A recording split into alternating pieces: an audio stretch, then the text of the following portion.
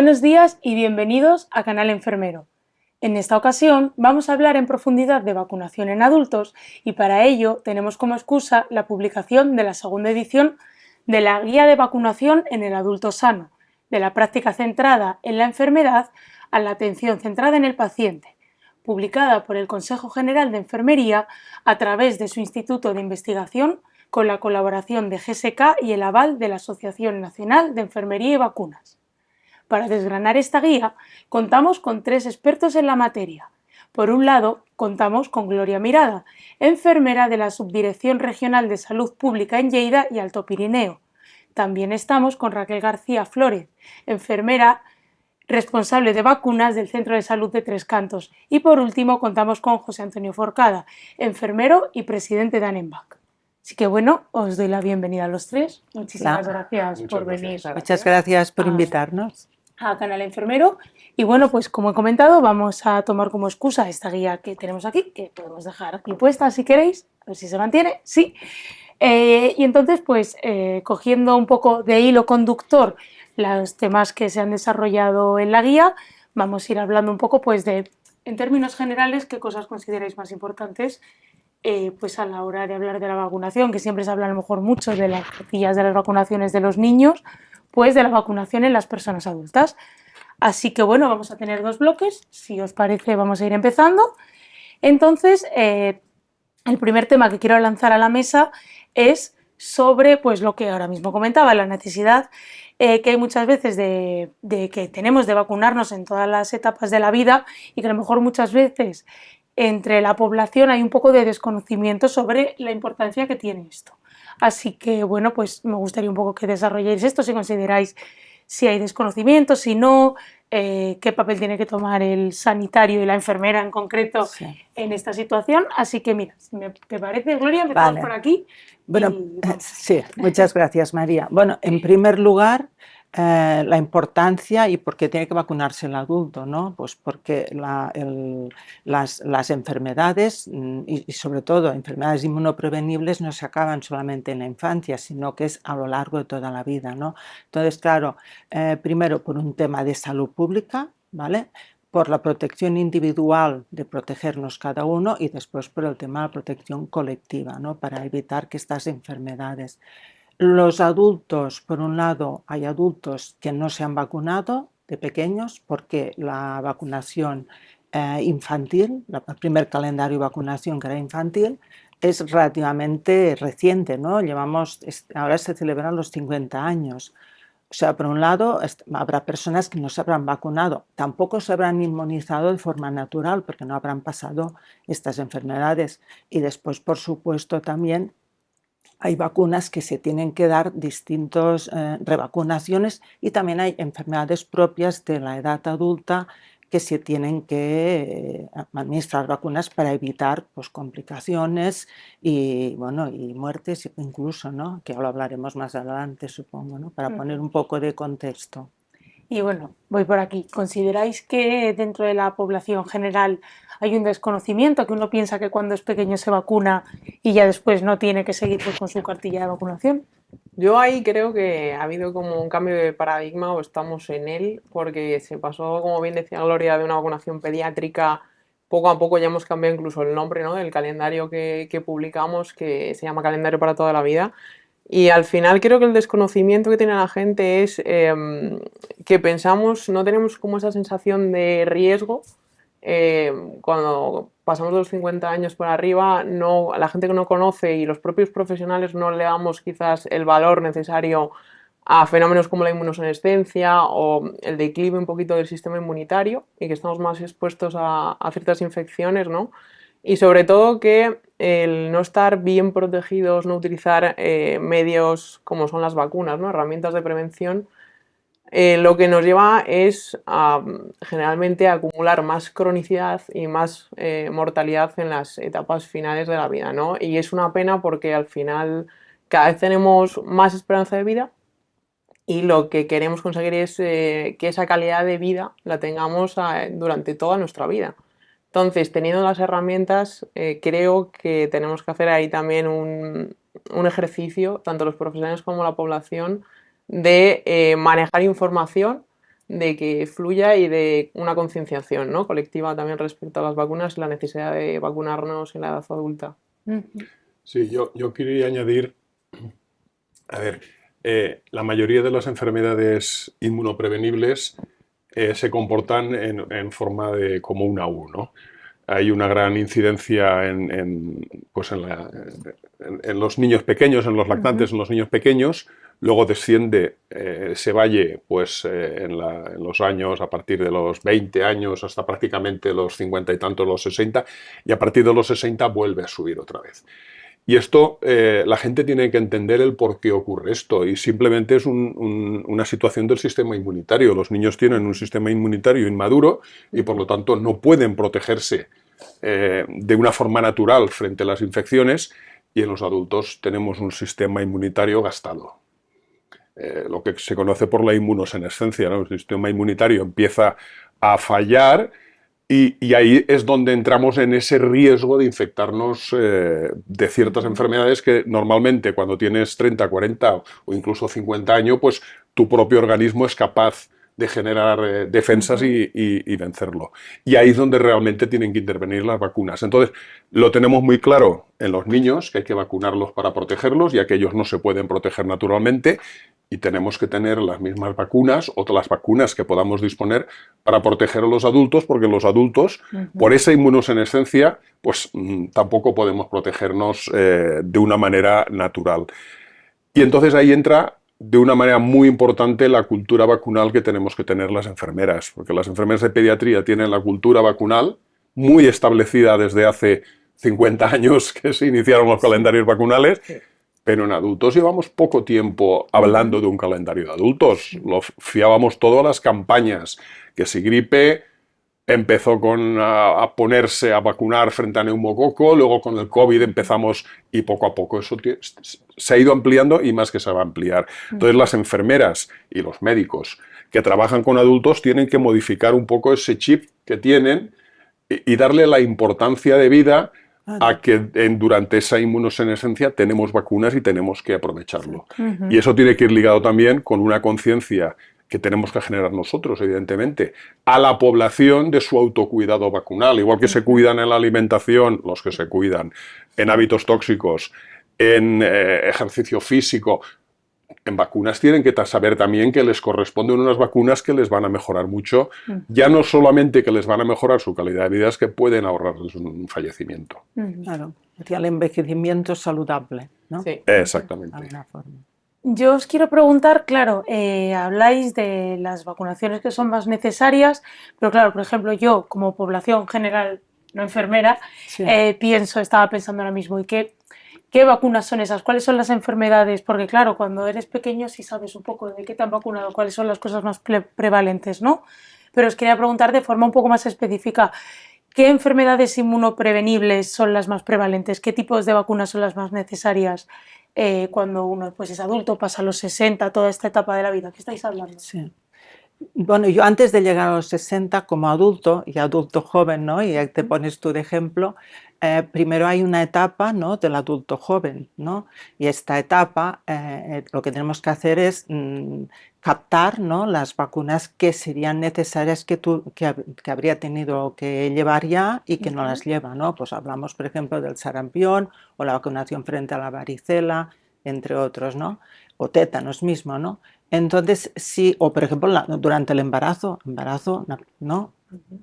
También hay unas vacunas necesarias. Y después ya llegamos a esta parte, ¿no?, que ya llegamos ya a los 60, 65 años, que así que ya necesitamos una serie de vacunas que tenemos recomendadas, algunas sistemáticas en el calendario, ¿no? Y aquí sí que tenemos que hacer hincapié importante, ¿no? Porque dentro de este bloque, a mí me gusta comentar el adulto mayor, el adulto mayor de 65 años que está a la mar de bien, a este no es el mismo que el adulto mayor que tiene complicaciones o comorbilidades incapacitantes incluso, ¿no? Entonces, pues sí que hay unas vacunas ya de calendario, ¿no?, como puede ser el tétanos, difteria, el herpes zóster, neumococo, gripe y COVID en campaña, ¿no? Estas son sistemáticas en el calendario. Y después ya hay otras que podrían ser recomendadas, como la vacuna del virus respiratorio sincitial, ¿no? En algunas situaciones, ¿no? Es que precisamente, ahora que lo mencionas, Gloria, el virus respiratorio sincitial es una vacuna pues, que hace ya 2 temporadas hemos empezado a inmunizar a los lactantes. Como prevención la gente lo entiende como prevención de la bronquiolitis, ¿no?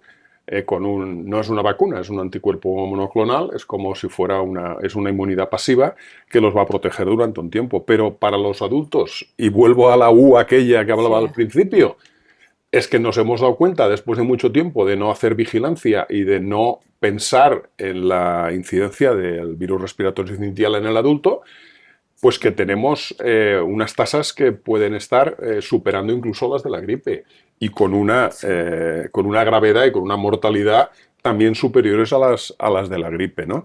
Entonces disponemos de vacunas. De momento no están financiadas, no están incluidas en los calendarios oficiales ni del Consejo Interterritorial ni de las comunidades autónomas, pero es una vacuna que tenemos ahí y que disponemos.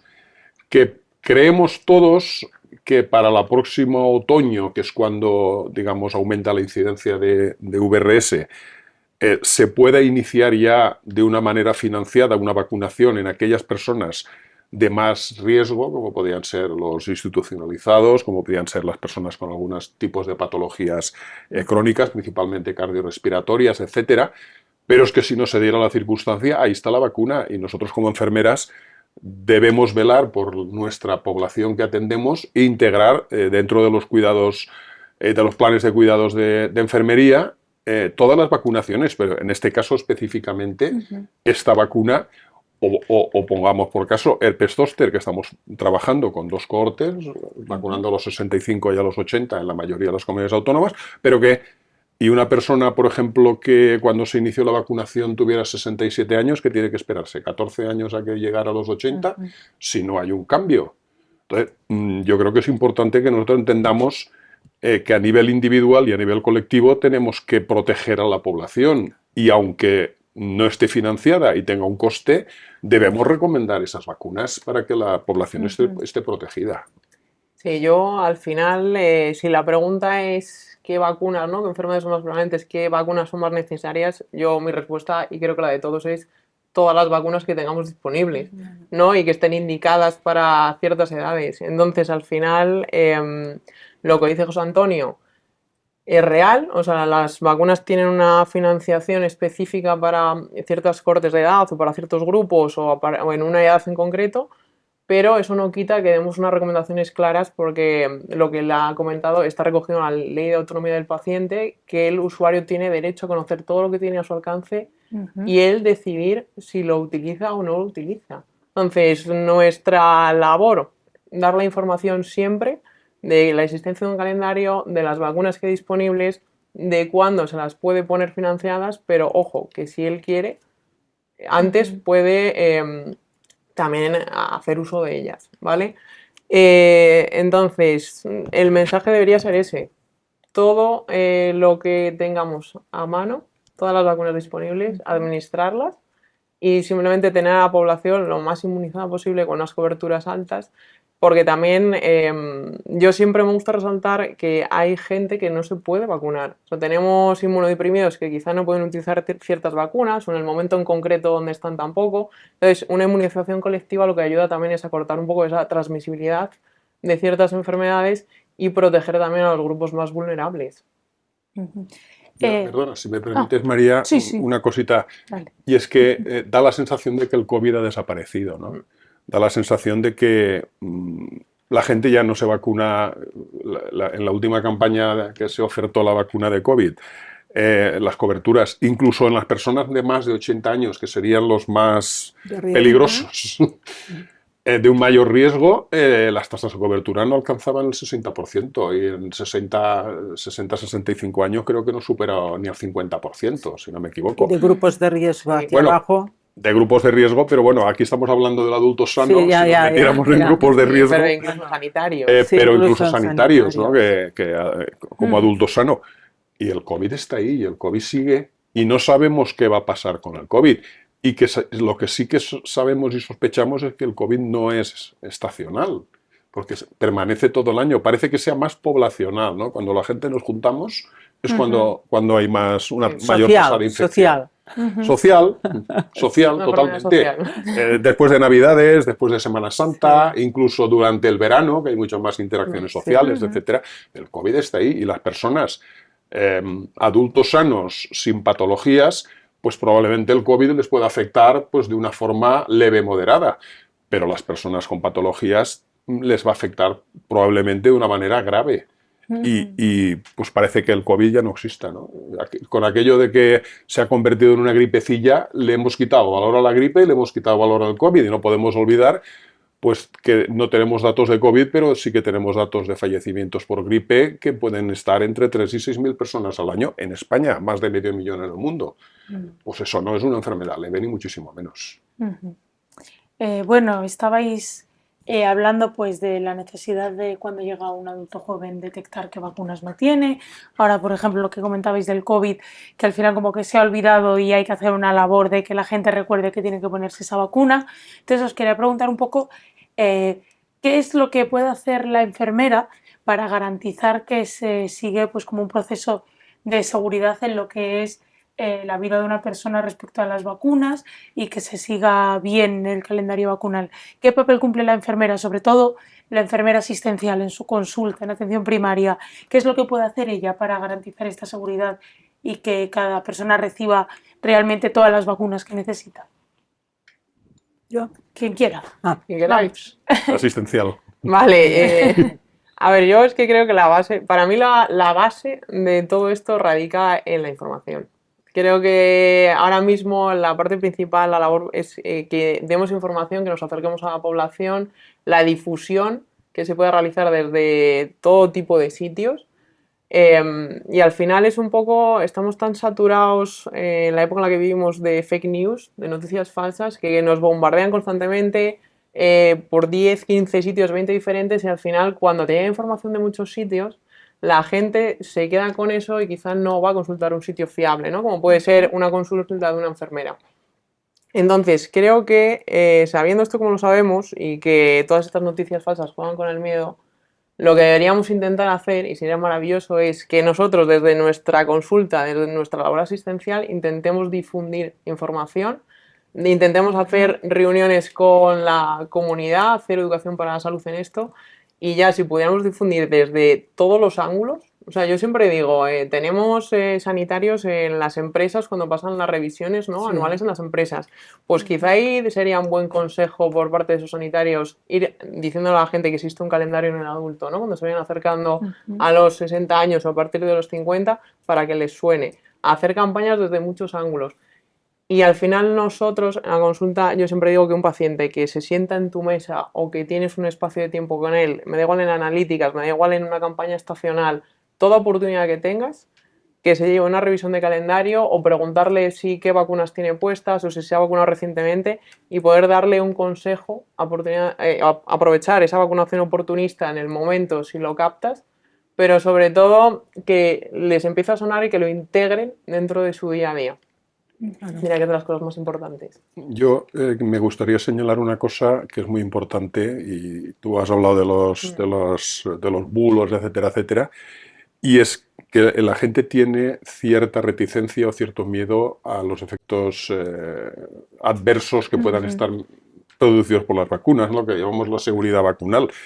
Y lo que tenemos que transmitir primero a nuestras compañeras enfermeras y enfermeros y luego a toda la población es que las vacunas son los medicamentos más seguros que existen. Primero porque normalmente van dirigidos a personas sanas y por lo tanto hay que extremar todas las precauciones.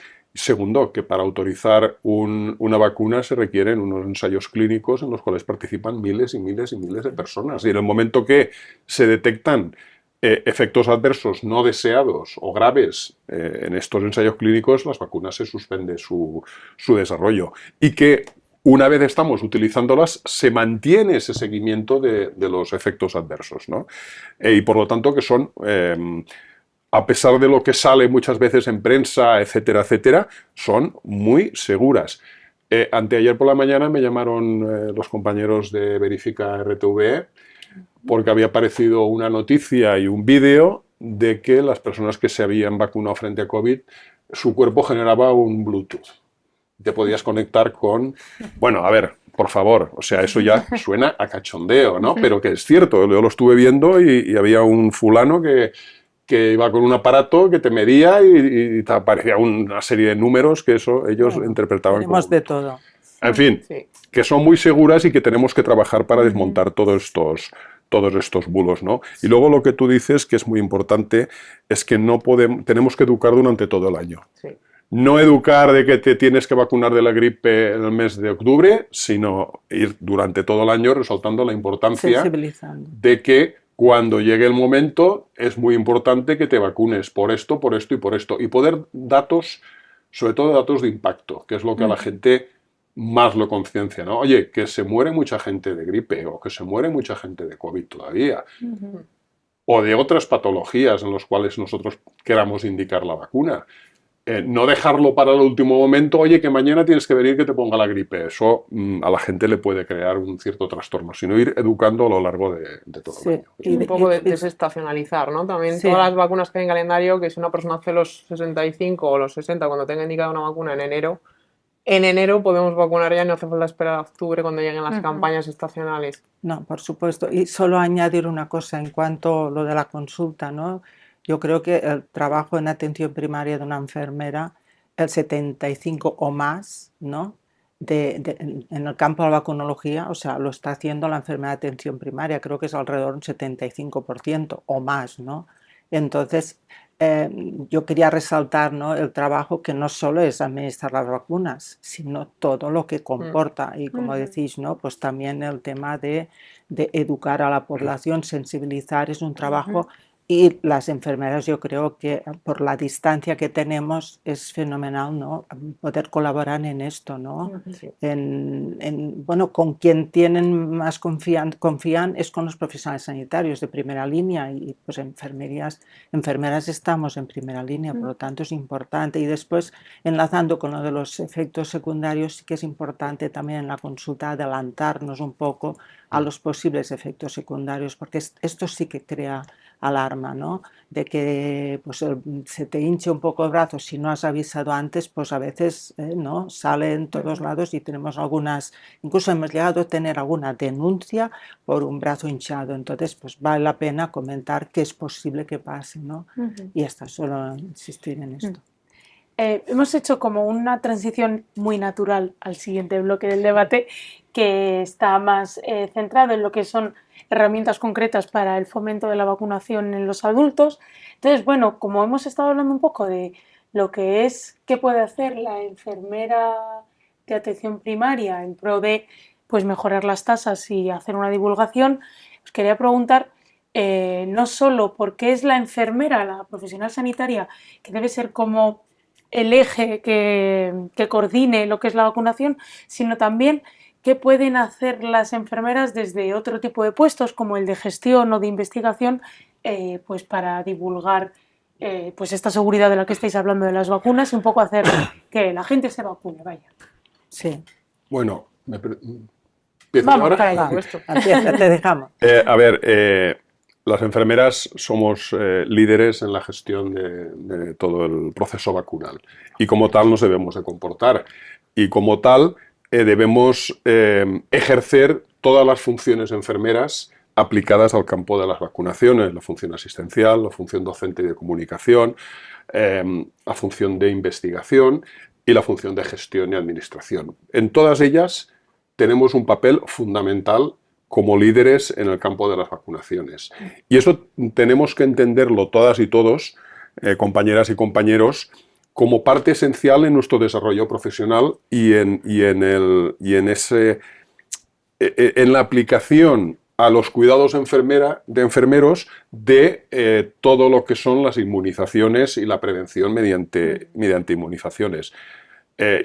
Yo creo que es una cosa que tenemos que potenciar mucho la investigación, tenemos que potenciar mucho la comunicación, y creo que luego hablaremos un poquito de comunicación, pero también la participación de enfermeras en medios de comunicación que para ello lo único que se requiere es tener la formación necesaria para poder conocer bien el campo en el que te van a preguntar y saber un poco comunicar, y eso te lo da la experiencia. Pero que la gente vea a las enfermeras como referentes también de la... No, esto me lo ha dicho la enfermera, pues se lo preguntaré al médico. No. Lo que le diga a la enfermera está preparada para comunicarle todo lo que es importante en el campo de las vacunas. Y si la enfermera tiene alguna duda, será la enfermera la que consultará con su compañero médico para ver si entre los dos se lo pueden aclarar. Yo creo que es muy importante centrarse en ese abordaje que tenemos que hacer pues, en el día a día, y luego también en la gestión desde puestos de responsabilidad, porque tenemos enfermeras que están en puestos de responsabilidad a nivel nacional, a nivel de comunidades autónomas, a nivel de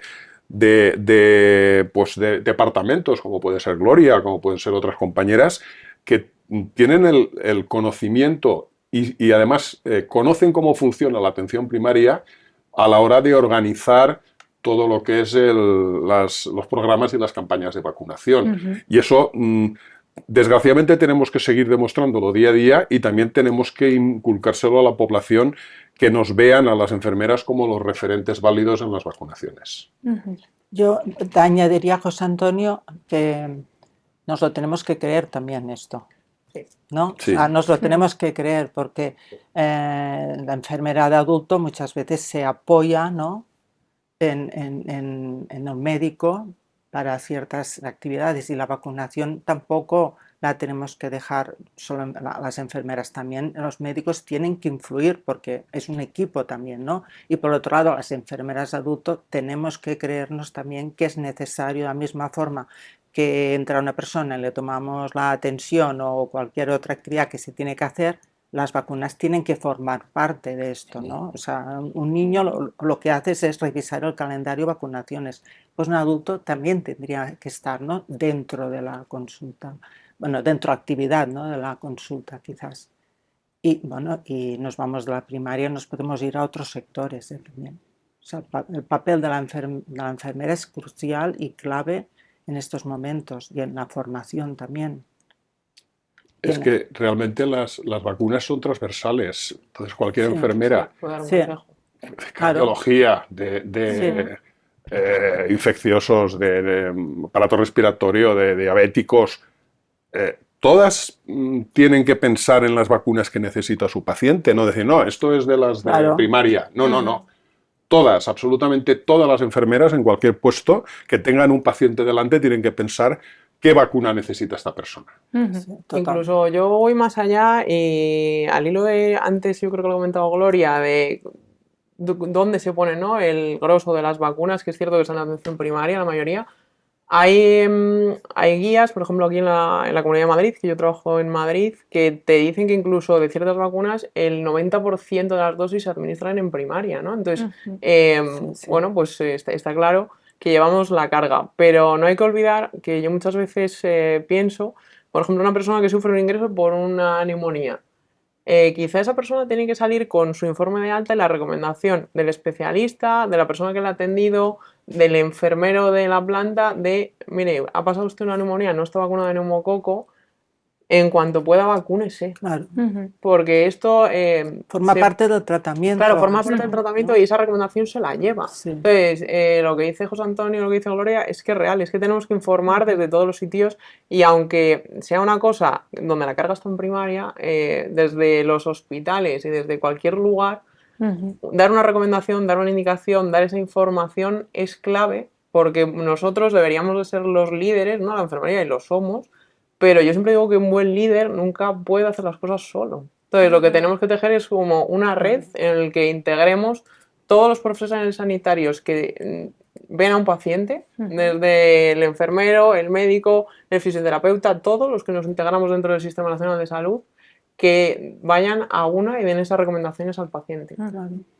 Mira, yo un comentario muy rápido. El viernes estuve en una jornada de enfermeras de enfermería preventiva en la Comunidad Valenciana, y comentaban, bueno, son unas compañeras que tienen una ilusión tremenda y ganas de esa captación de todas las personas que pasan por el hospital, para que o salgan con la vacuna que necesitan, o sean derivadas a primaria si no pueden administrársela en ese momento. Entonces comentábamos el tema de la derivación desde las diferentes especialidades, ¿no?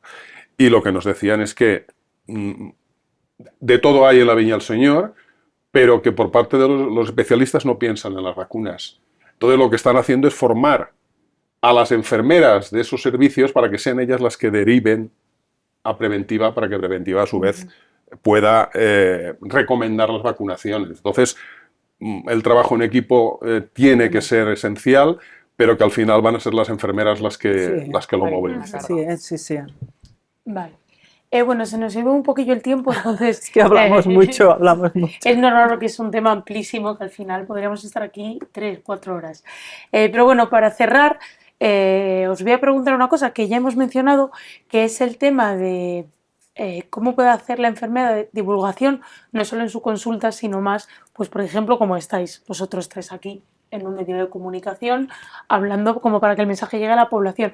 ¿Qué consideráis que tiene la enfermera en su mano para hacer esta divulgación más allá de persona a persona en su consulta? Y ya con esto, pues si os parece, ya vamos a luego cerrar. ¿Quién se anima? Mira, la enfermera tiene que salir de su consulta. Sí. Tiene que salir de su consulta. Y de su zona de confort. Y que es su zona de confort. Tiene que salir a la sociedad, tiene que salir a los centros escolares, tiene que salir a las asociaciones de pacientes, a los centros de personas mayores. A cualquier recurso que tenga en su ámbito, tiene que utilizarlo para el fomento de las vacunaciones. Y eso se dice muy rápido, es muy complicado a veces realizarlo, pero que si nosotros queremos vender nuestro producto, que nuestro producto es la salud de la población, tenemos que hacer ver a la población que las vacunaciones forman parte de los estilos de vida saludables y que tú, como individuo, te tienes que preocupar también de ese estilo de vida saludable que las vacunas. Y, desde luego, educarlos para ello. Pero saliendo. Sean los medios de comunicación, hay radios, televisiones locales, televisiones vecinales, yo qué sé, hay y múltiples recursos, pues tenemos que aprovecharlos y también vender nuestra profesión como líderes en la educación para la salud. Exacto. Y para hacer todo esto, pues claro, es fundamental, ¿no?, que estén totalmente formadas ¿no?, sobre la evidencia científica, para poder, ¿no?, desmitificar, ¿no?, los bulos que hay y también, por otro lado, nos faltan técnicas de comunicación. Esto yo creo que tendríamos que tener, ¿no?, formación y base para salir, ¿no?, incluso una consulta, técnicas de comunicación para una persona que sea reticente a las vacunas también nos iría bien, ¿no? O sea que estoy totalmente de acuerdo, salir. Igual que nos quejamos siempre de que no hay formación en vacunas durante los estudios, durante el grado, tampoco hay formación en comunicación. Y creo que tendría que ser... Claro, que entonces al final tendríamos que hablar casi 5 cursos, ¿no?, en vez de 4. Al final es curioso porque, si nos damos cuenta, si lo pensamos, comunicamos desde que nacemos. Un bebé se comunica sin hablar. Pero muchas veces no tenemos una formación o no tenemos desarrolladas las habilidades, ¿no?, como para comunicar de manera eficaz. Exacto. Que es lo importante. Al final lo importante es tú saber transmitir el mensaje a la persona que tienes enfrente, en este caso el paciente, el usuario, y que le llegue y que lo recoja y saber un poco también quitar esas barreras que pone el paciente ante muchos temas que hablas con él que igual le incomodan o no le gustan o tiene otro pensamiento, ¿no? Y que te escuche, que recepcione la idea. Entonces, tenemos que buscar esas maneras de llegar al paciente utilizando unas buenas técnicas de comunicación para que el mensaje que transmitimos llegue, cale y se quede con él para las vacunas que tenemos disponibles ahora y para las que van a venir a futuro. Porque la realidad es que las vacunas que hay en vías de desarrollo ahora mismo, la gran mayoría son para el paciente adulto. Entonces, van a venir más. Y yo siempre digo, ojalá tuviéramos, en vez de 5 o 6, tuviéramos 20, ¿no? Porque eso significaría que tenemos muchas más herramientas de prevención. Entonces, tenemos mucho trabajo por hacer y lo importante es un poco, como decía antes Gloria, que las propias enfermeras hay muchas que tienen como un techo, que se creen que no pueden ir más allá y podemos investigar, podemos divulgar, podemos hacer ciencia, tenemos infinidad de cosas que podemos realizar. Simplemente tenemos que creernos que somos capaces, motivarnos para hacerlo e intentarlo. Aparte, Raquel, en el COVID se hizo, o sea, la planificación de la vacunación las Sí, sí. enfermeras estábamos allí, o sea que ya lo hicimos por una Ujú. necesidad, lo teníamos que hacer, ¿no? Ujú. Pues nada, es una idea súper potente en realidad. Para terminar, yo sé que se quedan un montón de cosas en el tintero, pero es muy difícil condensarlo todo en tan poco tiempo. Todas las personas que estén interesadas en esto, pues tienen la guía sobre la que hemos desarrollado este debate y a la que pueden tener acceso en la web del Consejo General de Enfermería. Y nada, pues muchísimas gracias a los tres por acompañarnos hoy y muchas gracias a todos los que nos han acompañado hasta aquí en el vídeo y nos vemos en el próximo debate de Canal Enfermero. Muchas gracias. Y ya está.